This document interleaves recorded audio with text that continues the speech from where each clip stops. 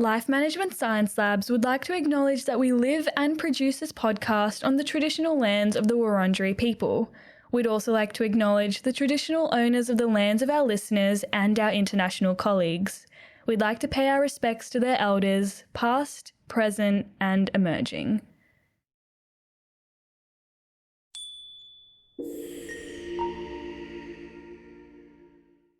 Hello everyone, and welcome to Work in Progress, the Personal Productivity Science Insights podcast produced by LMSL, the Life Management Science Labs.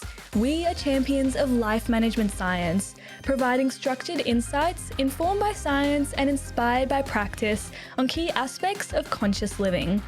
Each week, we bring you scientific and practical insights on each element with the expert knowledge of professionals in the field.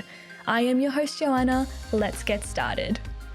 Hey everyone, welcome back to Work in Progress, our personal productivity podcast. I'm your host, Joanna, and today we're going to be chatting about career decision making, and it's a very prevalent topic these days. So we're going to be diving into the balance between immediate career steps and long-term career aspirations. So joining me today to help dissect our topic is our guest, Sally Watson. Sally is a career coach with more than a decade of recruitment consulting and talent acquisition experience, both locally and overseas. She has worked in both internal recruitment teams and external recruitment agencies, and she works closely with her clients to uncover their passions and build the confidence they need to define their personal brand. So hi, Sally. How are you today? Hello. I'm really well. Thanks, Joanna. Thanks so much for having me on board. Yeah, of course. It's my pleasure. Before we jump into everything, would you mind telling us a bit more about what you do and, a bit of your background? Absolutely. Yeah, it was interesting hearing about my recruitment background because I've been out of that for the last 8 years and solely in my career coaching business that, has evolved over the time and, is now encompassing career and business coaching. However, it does take me back to those recruitment days, which is really what kickstarted my passion in this area and helping people in their careers. So it is a nice touch, reminiscing about that. Yeah. Awesome. And what made you want to shift more towards the career coaching side of things? Yeah, absolutely. So it was after having my second daughter and I guess it's a time when you do reflect in your life. Well, I did anyway. I was in a situation where I was juggling raising a family. I had a long commute to my corporate career, which I really enjoyed my corporate career, but I just went through this phase of reflection and wanting to change things. And I decided that something had to change because I was late nights feeding my baby and, commuting an hour and a half into the office and dropping my children off at daycare from 6 a.m. to 7 p.m. And it was just not the lifestyle that I wanted anymore. So it was literally one night in the 3 a.m. in the morning that I scrolled across a Pinterest post that asked me these two pivotal questions. And I talk about these a lot with my clients because it is what kickstarted my career change. And a lot of the clients I'm working with are looking to change careers. So the questions were, what skills do I have that people come to me for? And I really started thinking about, well, what skills do I have and what do people come to me for? It was that after reflecting on that, that was the two questions. What skills do I have and what do people come? That's two questions in one that I've rolled up. And it just dawned on me. I'm like, people are always coming to me for help with career advice and help with their resumes and help with their interviews. And I think so often we think, our strengths, we don't realize they're our strengths or the things that we're good at because they do come so naturally to us. So that felt really easy to me. So it was literally that very next day I started putting the plans in motion and just dove straight into starting my own business and helping people with that. I did start predominantly helping people with resume writing, and it was sort of after about a year and a half, 2 years that I thought I want something more. It's not just about changing the job. And I noticed so many people are unhappy in the work that they do and they were looking for that new job to fix that problem. And what I realized, I'm like, well, sometimes they may change jobs, but then that's not exactly fixing the problem. So I went on a journey of, studying coaching and human behavior, and then brought in the career coaching aspect into my business. Yeah, and that's so great to hear that you've been able to find what you're passionate about and take the time to develop that. And also going from reading something on a Pinterest post to like the next day putting that in action is really awesome. I know I come across a lot of things on like social media that are very inspirational, but it takes a while to actually, kickstart any of that. So Yeah. It's really great to hear. And it's a great point that you mentioned that, because I've reflected on that when I'm sharing my story with my clients and my audience. And I think the key for me was that very next day when I did go into work, I had a really great friend at work and I told her all about it. And whilst it was just kind of casual chat and I was excited, I think that was key, because I didn't just keep it to myself and keep it in my head. I shared it with someone, and that built in accountability and made it real. So then I started taking actions and steps straight away. Yeah, I have heard of like accountability buddies, which can be a really great sort of resource to have, because once you actually tell someone you're going to do something, it kind of motivates you to have to actually do it. Absolutely. I heard a stat a little while ago that I always use as well, that having accountability means you're 500 times more likely to achieve your goal. And, it just makes sense. Like, we all know it. It's like going to the gym. Well, I know that anyway, because I'm really focused on my health the last 12 months. And going to the gym, if I know I'm meeting my friend there, I'm more likely to go than if she's not there. So it's, those simple things, but it's really effective. Yeah, definitely. And the fact that you don't want to let other people down as well. So it's like a really great combination. But awesome. Thank you so much for sharing that with us. I'd love to get to know you a bit more with some questions in a section we call Have You Met Sally? So here, I'm just going to ask you some little get to know you questions before we get into the rest of today. So Awesome. My first question for you is, what is your favorite book, or do you have one? Yeah, so I'm reading two really awesome books at the moment, but I'm not finished them, so I'm not sure if they can count. But a book that I refer to a lot and, really had a big effect on me was The Slight Edge by Jeff Olson. I've got it here if you want me to hold it up. Oh, lovely. There we go. So that one was really pivotal for me, because the lessons that I took away from that book is really about those small things that we do often and that we do consistently, within our actions, how they have a compounding effect. It's over time, they might feel like we're taking small steps, and it may feel like we're not really getting anywhere. But as we do that more often, the line may go like this and not feel like much, but then all of a sudden it compounds and it has a big impact. So that was a key takeaway. And to add to that key takeaway, he also talks about, these success traits that we want to implement and build habits in our lives. There's a big reason why we don't do them. And he talks about, why we do them and why we don't. And he talks about, the 95% of people that don't do them. And it's because, firstly, they're really easy things to do, like building habits in our daily life, or starting a morning routine, or, writing our goal down daily. That would take 30 seconds and it's really easy to do. And then the reason why we don't do them is because it's also really easy not to do. So it's kind of like, that just takes 30 seconds and I'm just going to sit here and scroll on my phone and not do that, because it's really easy to just dismiss it. However, actually doing those things that are easy to do will lead to that compounding effect of your actions. Yeah, and I can definitely relate to that. I feel like, especially with creating habits, it's such a hard thing to do, but once you actually commit to doing it the first few times, you realize that there is that sort of compounding effect that it has on you, because the more you do it, the more you see the benefits of that.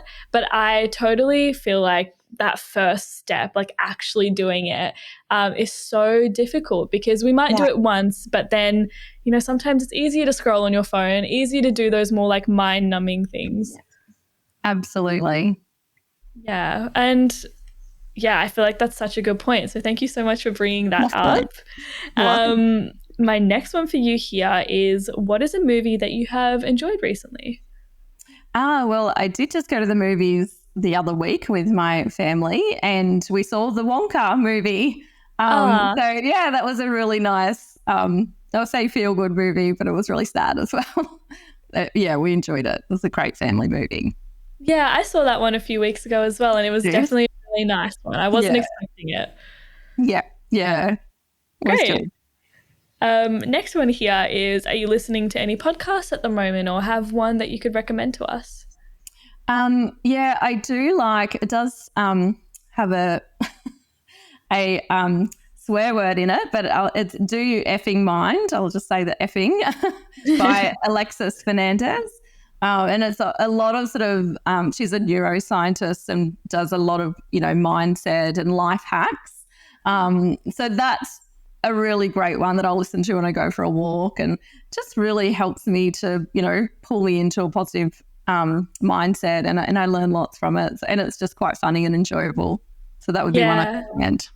Oh, great. What kind of topics does it cover? Everything like life.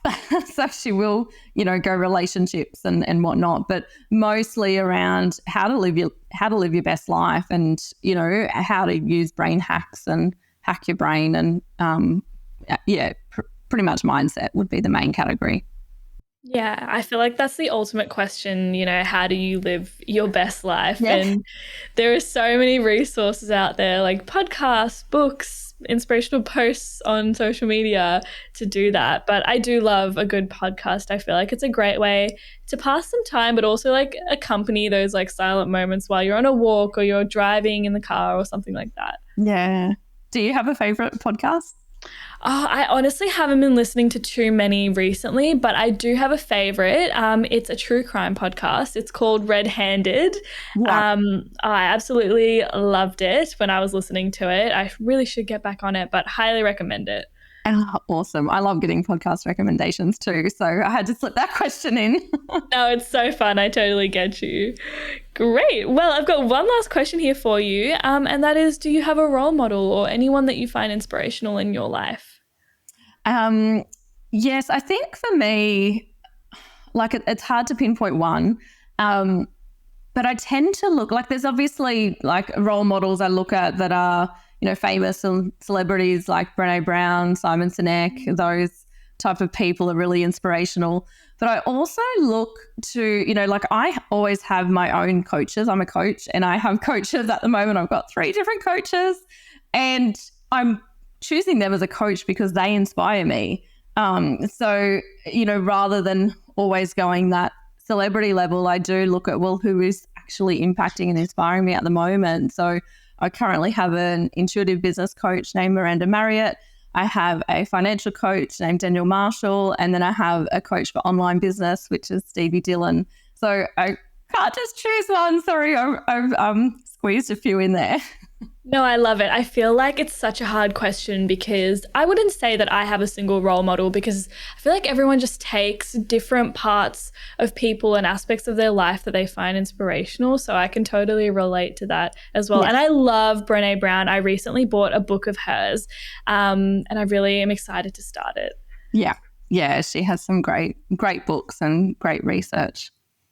Great. So now that we've gone over those little questions, let's get into our interview for today. So my first question for you, it's a simple one, but I feel like it's important to cover. But what is career decision making and what does it normally entail? Yeah, absolutely. Well, as you said, it is a simple one. It's really making decisions about your career. And what that entails is really looking at 2 aspects of both long-term career goals and short-term career goals. So Yeah. I'm not sure if you want to expand more on that, or I know there's more questions coming. So what would you say is like some of the differences between your short-term career goals and your long-term career goals, other than the fact that there's obviously that time period?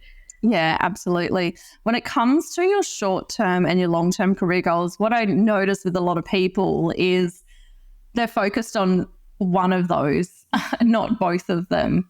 or they're focused on none of those. A lot of people come to me because they don't even know what their career goals are. So, obviously, as you mentioned, we've got the time frame of your long-term career goals, which can be 5, 10, 20 years out. And then we've got the short-term goals, which are those more immediate steps.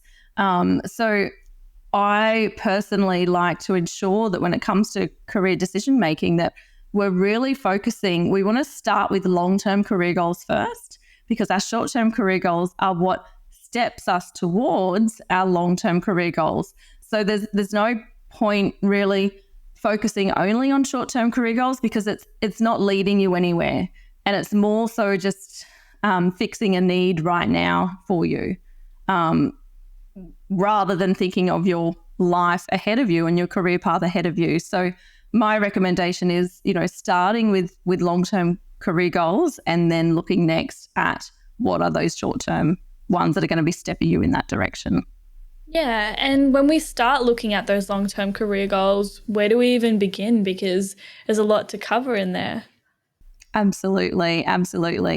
My philosophy is that, to know what you want, you really need to know yourself. So when I work with my clients, is really starting to get to know yourself deeply. A lot of people are like, yeah, I know myself well. But the thing is, there's always more to learn, and we're always peeling back those onion layers. And if we're not clear on what we truly want in our careers, then that would be a sign that we're not truly clear on, who we are, what our strengths are, what our values are, what our passions are. So there's some work to do around that to then, help you to then look ahead and get clear on your long-term goals. And I'll just keep adding to that, because that's sort of where I start. But then there's a piece of really giving yourself full permission and allowing yourself to actually dream. And because your long-term career goals are your dreams. And a lot of people don't give themselves permission or allow themselves to dream because they just think, well, that's not going to happen anyway, or that's not realistic. So what's the point of even setting long-term career goals? Because they feel so far away and it might feel really far-fetched. So that can be a bit of a challenge there for a lot of people. Yeah, and I also think this whole concept of figuring out who you are and what it is you want, it seems a lot easier said than done. I feel like doing that requires really sitting with yourself and kind of just like getting comfortable with taking the time to realize what you want, figure out where you want to go, and that can be quite daunting. Absolutely. And especially if you're doing it alone, it's really daunting. And often there's things that we can't see about ourselves because they're in our blind spots. So this is why, whether it's working with a coach or working with your mentor or leader or some trusted friends, or doing a lot of self-development or self-discovery can help you to see yourself from different angles, or to see yourself how other people see yourself. Yeah, definitely. And I always feel like having that trusted person or someone else beside you to talk through different things or give you another perspective is so important, because I feel like a lot of people can do this process alone and a lot of people are good at doing it on their own, but sometimes just having that extra support can make a world of difference as well. Absolutely. Great. And how would you define sort of the concept of balancing immediate career steps with, these long-term career aspirations? Yeah. So it is, I guess, a bit of a juggle, because those long-term career aspirations can seem really far-fetched or so far away, and we can lose sight of those. Whereas, in this day and age, we're so focused on, a quick fix or filling out, getting that instant gratification, and we want things now. So I think a lot of people are just thinking, what am I going to do next? What am I going to do next?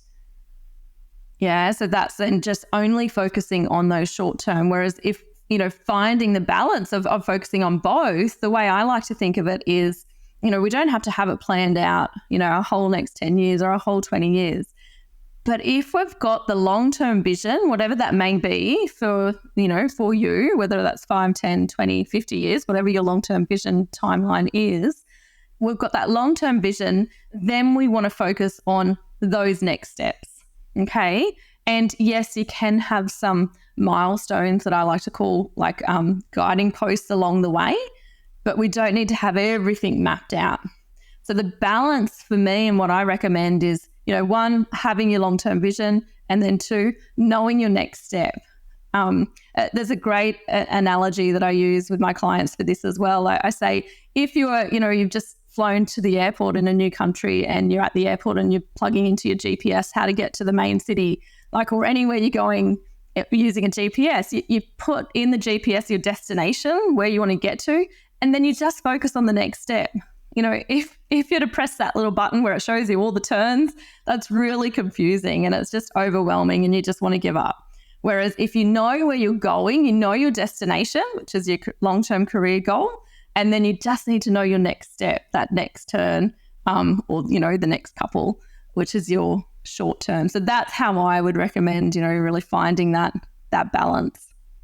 Yeah, and I love that. I feel like that's the perfect analogy, because when you do look at all those steps, it's like, oh, I don't know this street, or I don't know that road, and I don't, I've never been to this place before. I don't know how to navigate myself, but all I know is that I want to get to that point. And I feel like that can make the process even more stressful and anxiety inducing when you have to look at all these things. But I feel like, just knowing where you have to go next can just make it simpler, and just knowing that you'll get there eventually. You just have to take the time to do that.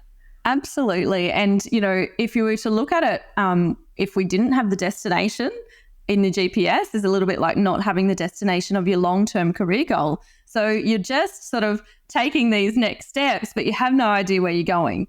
So some people might find that fun, or, it can be, you could end up driving round and round in circles and going on a, Sunday tourist drive rather than taking the most efficient and effective route to get to your long-term destination.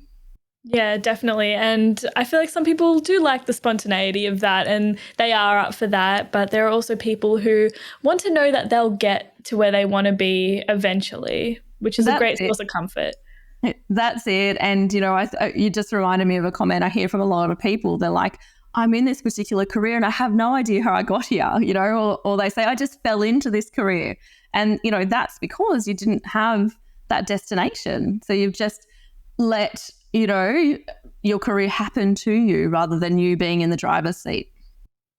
Yeah, definitely. Great. Well, thank you so much for sharing that with us. I feel like that analogy is so perfect, not even just for like career development, but also just life in general.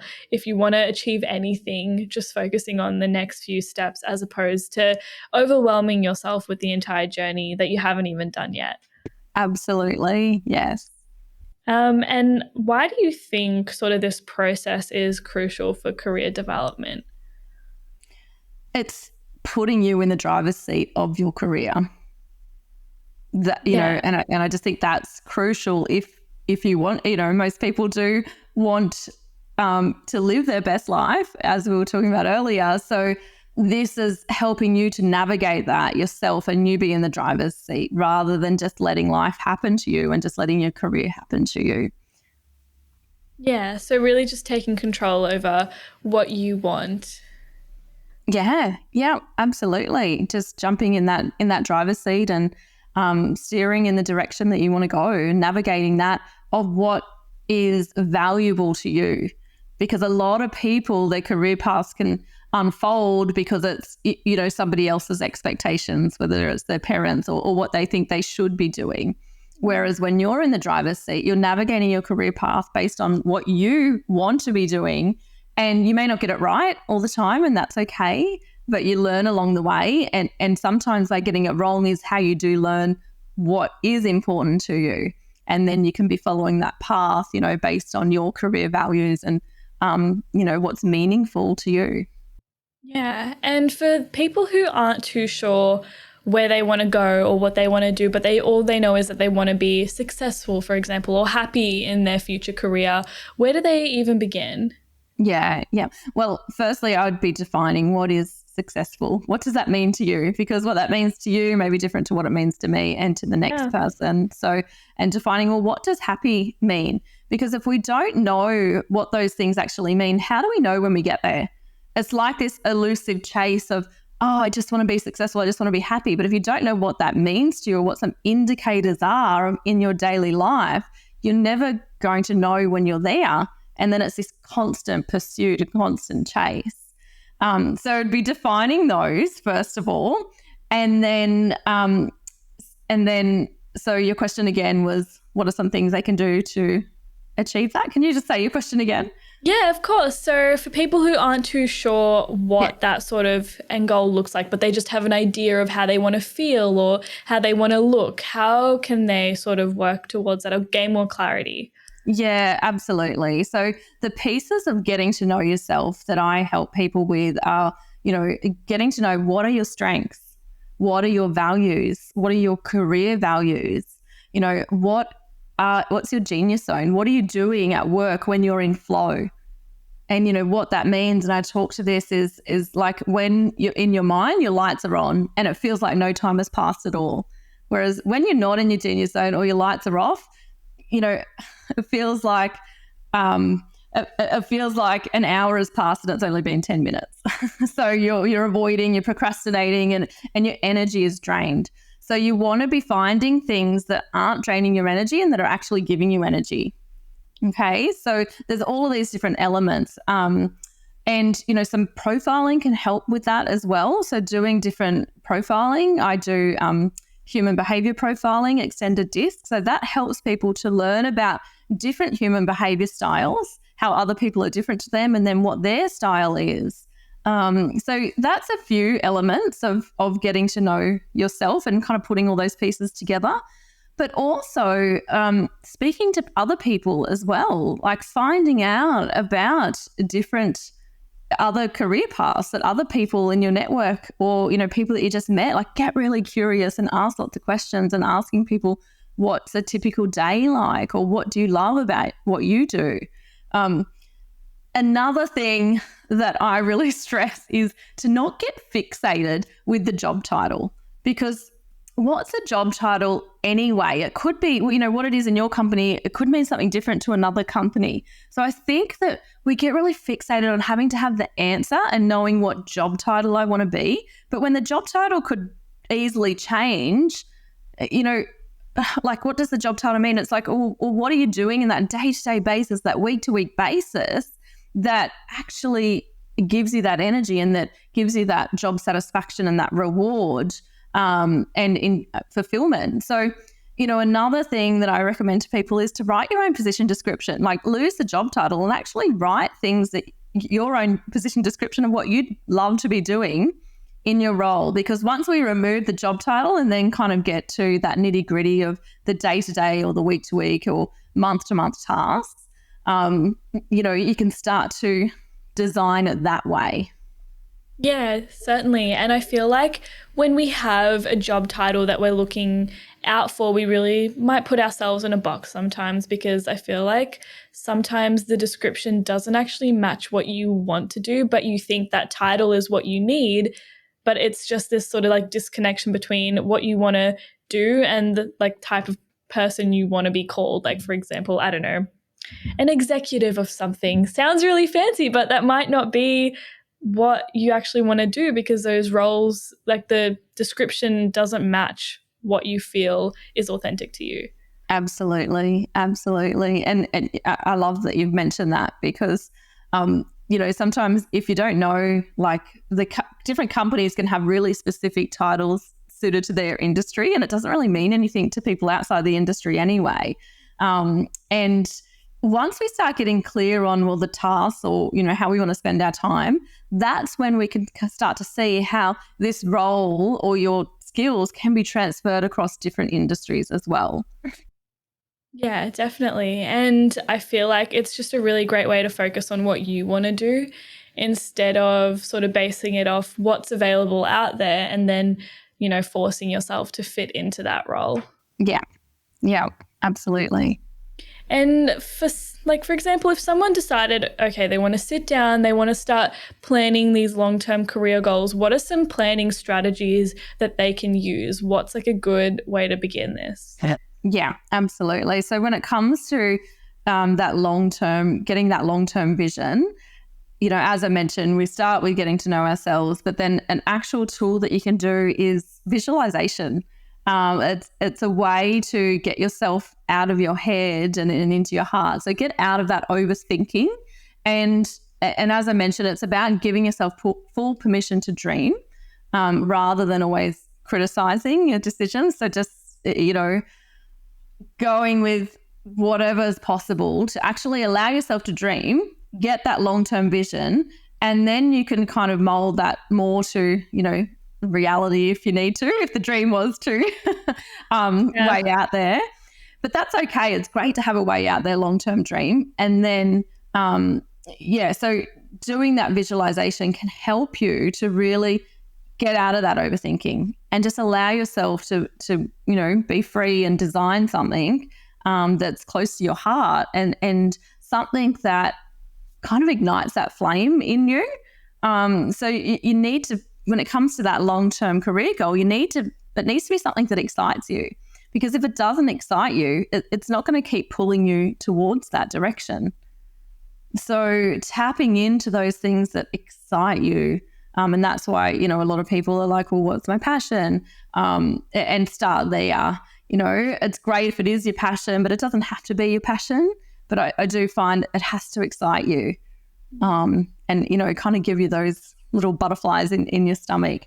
So visualization could be great. If you've never done that before, I recommend having someone to guide you through a visualization or finding one. I'm sure there's ones on YouTube that you can find. I record guided visualizations for my clients and do them live, but I've definitely found other ones, on YouTube and different things like that are really great as well. And just listening to that guided meditation and it's taking yourself into more of a meditative state to then allow yourself to dream. Yeah. And what if someone's, thought of what they're passionate about, they've gotten excited about it, but it's just the fact of creating those short-term goals to get there that's really like keeping them down, because they're like, I really want to get this, but I don't want to have to go through all these little things to get there. I just want the end goal. Yeah. And that's where I was touching on the world that we live in. It's like, we're so used to having things now, we have takeaway, we have Uber Eats and all those things. We have the internet at our fingertips that we can get access to things right now. But knowing that, if you're going for something that is a complete career change or that's not a next step and it is your long-term goal, it is a process to get there. We do need to take steps. We do need to take action. So, to keep you motivated for that, if you've got your long-term vision, I recommend creating something like a vision board. I have one on my desktop computer. So I have like a digital vision board. So I see that, every time I sign on to work. So having something that's keeping you motivated towards that. And then, looking at then what are those next steps? And I think it's really just accepting that, okay, well, this may take a couple of years to achieve, or then if you've got that long term, then thinking, well, what's my next 1 year goal that's going to keep me motivated for this year? And then what are the next steps towards that? So, breaking it down, if you've got your 10-year goal, then going, okay, what's my next 12 months? What are the steps I need to take? Yeah. And are there any other common challenges that people might face when they're looking to align immediate career steps with their long-term ambitions? Challenges, I guess, the ones that we've really talked about is how do I even come up with what my career goals are? So getting clear on that, and then staying motivated would be that challenge, staying motivated of working towards that. So that's where, it needs to be exciting. If we've got our long-term career goal exciting, we then need to have our next shorter-term career goal exciting as well, because if it doesn't spark emotion within you, it will just fall by the wayside. Yeah, so it needs to be something that, does give you those butterflies, and is something exciting. And then tracking and measuring is the other way to keep you motivated along the way. So if you've got that 12-month goal, then looking, okay, well, what are the things that I want to achieve in the next 90 days? And how am I going to track that so that I can celebrate along the way? Yeah, because otherwise, if we're not celebrating our wins, our big wins, our small wins, then it just kind of feels like we're going round and round on that hamster wheel. And I think that's something that, well, I've seen it coming back into our society a lot, is celebrating ourselves, celebrating others, not just on the big things, but the small things as well. So it's something, I do in my communities every Friday. We share, what are our wins for the week? Big, small, whether it's about your career or your family or your fitness goals, anything, just getting in that habit of celebrating yourself and then celebrating each other, because we don't do it enough. We don't stop and acknowledge ourselves along the way. Yeah. So that would be, a major piece for keeping that motivation going. Yeah, I agree. I feel like we're very rushed these days and we don't take the time to acknowledge all the good work we do. So when it actually happens, it feels like we have to just constantly keep going. And I guess that's how we tire ourselves out, and that's how we lose that excitement and motivation, because we're not actually seeing these things as achievements. We're seeing them as just things we've ticked off or things that we've done. And like we have to do those things. Absolutely. And it's finding a way that you will celebrate and acknowledge yourself. It could be, and it doesn't always have to be a monetary thing that you're going to go and buy yourself a gift. It could be as simple as, as taking 10 minutes out and having a bath, or, I'm really just going to share this with a great trusted friend that I've hit this goal. And, you might go for a walk with them and share that with somebody else. Like, it can be easy to acknowledge and stop and celebrate. It's not always about, I'm going to go and, buy something extravagant or something like that. Yeah, definitely. Well, thank you so much for sharing all that with us. I'd love to get into our next section, which is our practices and habits. So here, I'm just going to ask you about what you do personally to help cultivate some of the things we've talked about. So is there a practice that you specifically use to help with, career decision making? I know we talked about in the beginning that you've had this whole journey and process. Was there something that you use to really help you? Well, definitely the accountability. I always have accountability in the form of having a coach, or I have some peers that I catch up with regularly and really keep, the like-minded peers and working towards similar goals. So in that accountability, we then celebrate each other as well. So that's a practice that I'm always committing to. And I notice if there's been a time that I don't have that in place, that can be sometimes when, I might feel a bit flat or a little bit low. Other things that I do is, as I've mentioned, the visualizing, the vision board, and especially at the start of the year, I'll take time to do that. Whenever I'm feeling a little bit lost, in my own career, I'll grab a pen and paper and do some journaling as well.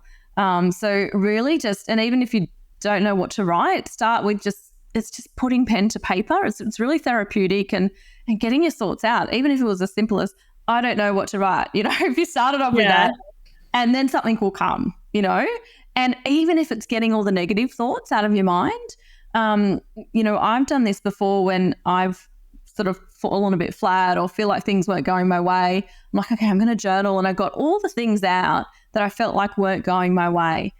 And then once I got all of that out, it felt like a release. And then I was like, okay, well, now let's flip it and look at all the things that are going my way. And interestingly enough, it was all the same things, just looked at from a different perspective. And I was kind of like, this is so interesting, how we can look at these things from two different angles. But it's really therapeutic. And I just felt so much better after that. So I guess I've got loads of tools and resources, and, I tap into these as and when I need them. A habit that I have been creating for myself the last, 4 months or so. I've done it in the past, but it went by the wayside, and I've really brought it back in because I'm focusing on habits and the small things that I do. So doing my daily gratitude, so writing each morning my journal, 3 things I'm grateful for, and then writing my most important goal. So actually writing it out each day of what my next goal is that I'm focusing on. So this is my short term, my next goal. And writing that every day then brings it into my mind, brings it into my vision. And then I'll write, well, what are my top 3 priorities for the day? And that just helps me with my time management to not get, if I can get those 3 priorities done, everything else will slot in around it. And so it's such a powerful tool. And I did get this exercise from my financial coach, Daniel Marshall. So I'll just give him a shout out for that with, the most important goal and the three top priorities for today. So that's something a practice that I do that's just been a bit of a game changer for me. Yeah, and I feel like setting yourself up to succeed that day or have some sort of direction with where you want to take your day can really help you, because I know that sometimes we can feel really lost during our day. Like we're going through the things we need to do, but we also feel like we don't know what we're doing. So having that point of reference can be really useful.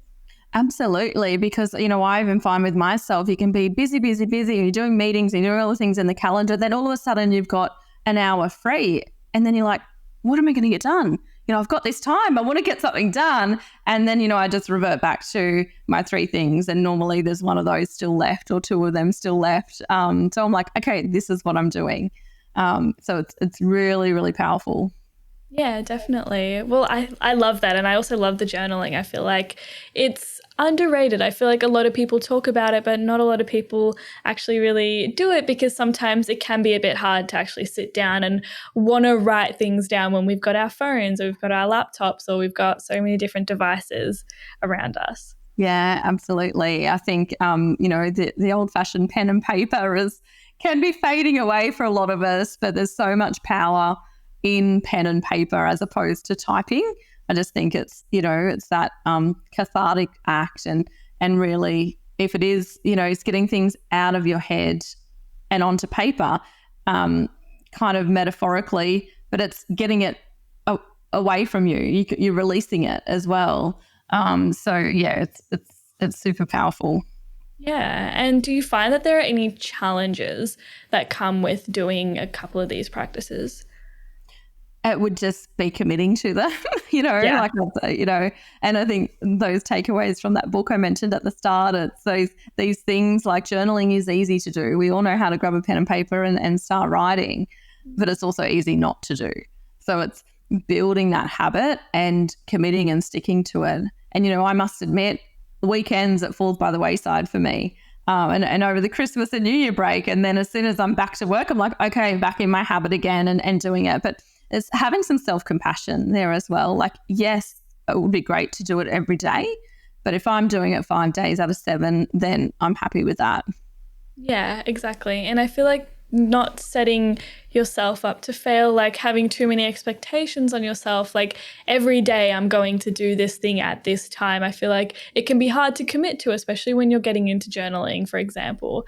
So Yeah. I feel like even telling yourself just journaling like once a week, or at least picking up your journal and writing something in it. Like you said, even if it's, I don't know what to write, like that's a perfect start. Yeah. Yeah, it can definitely kickstart then some more thoughts, or just get that thought out of your mind.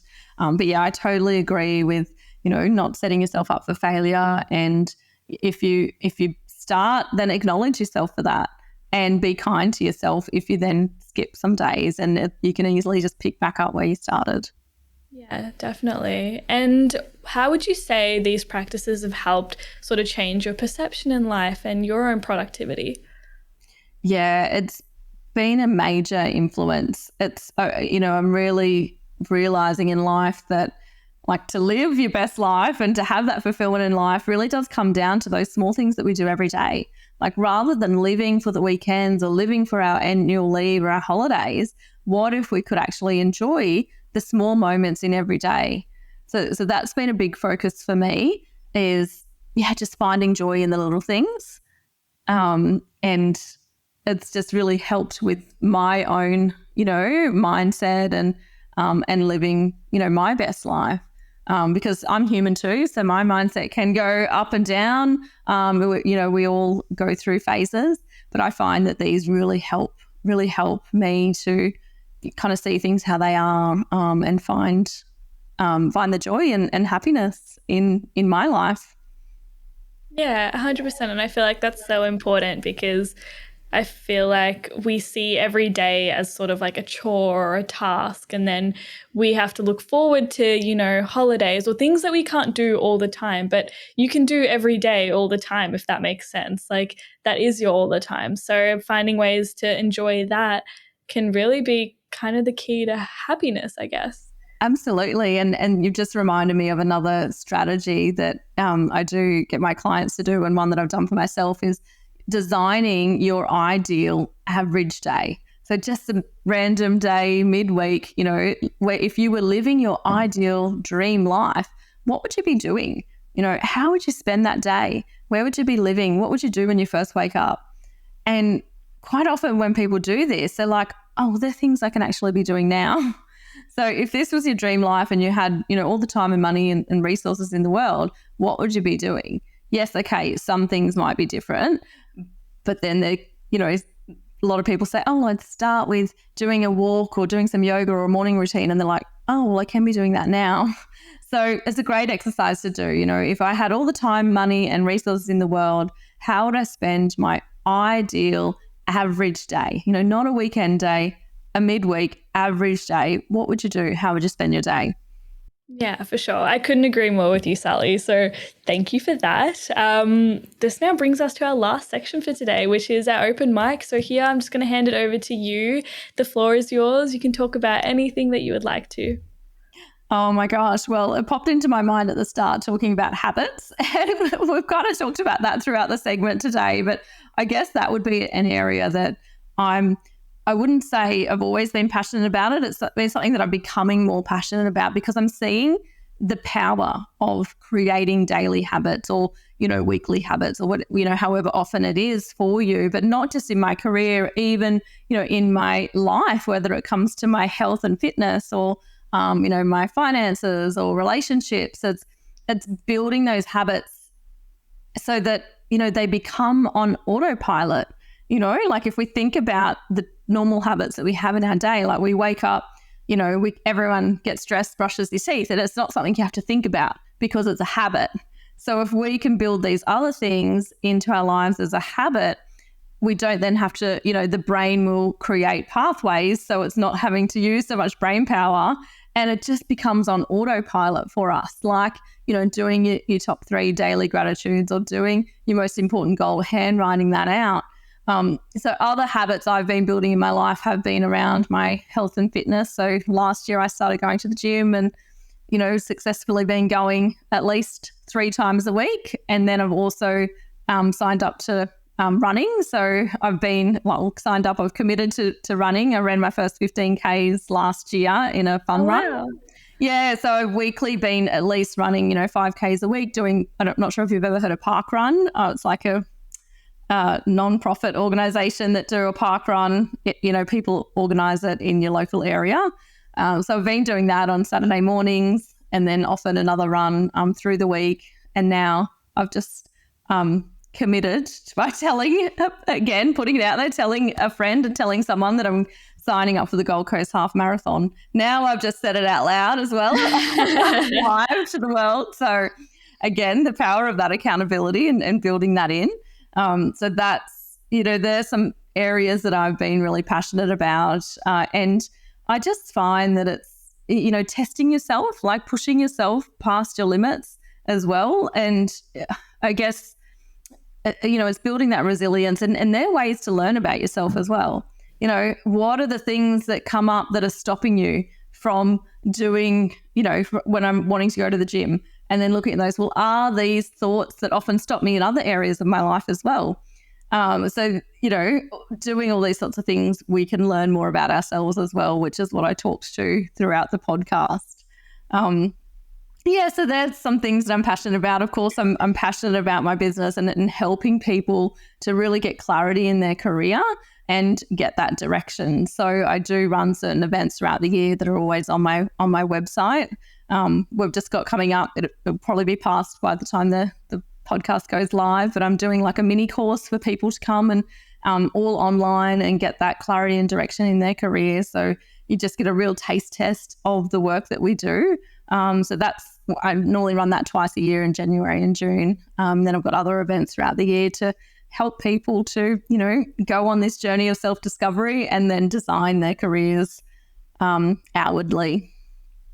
That sounds all so amazing, especially the commitment to running. I feel like that's so awesome. And now that you've told us all that you're doing the half marathon, I really do hope you get to do that.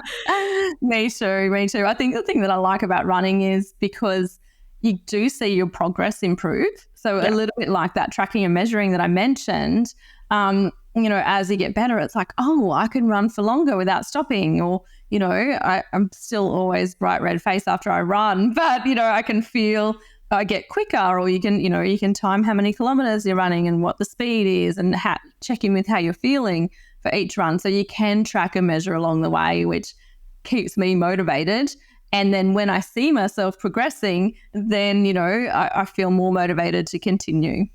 Oh, 100%. And I feel like running's one of those things where it looks different for everyone, but I feel like there is an aspect of running for everyone, whether you're doing short little runs or if you're running, half marathons or, whatever you're doing. I feel like it's a really great hobby and something that you can really build up.